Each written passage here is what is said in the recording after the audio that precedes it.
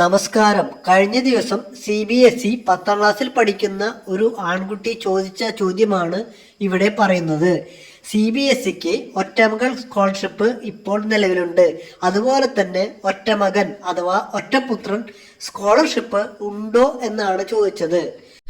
കാരണം എന്താണെന്ന് വെച്ചാൽ സ്കൂൾ വിദ്യാഭ്യാസ മേഖലയിൽ ജെൻഡർ ഇക്വാലിറ്റി അഥവാ ലിംഗസമത്വം ഒക്കെ ഏറെ പ്രചരിപ്പിക്കുകയും കൊട്ടിഘോഷിക്കുകയും ചെയ്യുന്ന കാലഘട്ടത്തിൽ അത്തരമൊരു സംഗതി ഒറ്റപുത്രനും വേണ്ടതല്ലേ എന്ന ചോദ്യമാണ് ഈ ആൺകുട്ടി ഈ CBSEയിൽ പഠിക്കുന്ന ഒറ്റപുത്രൻ ചോദിച്ചത്.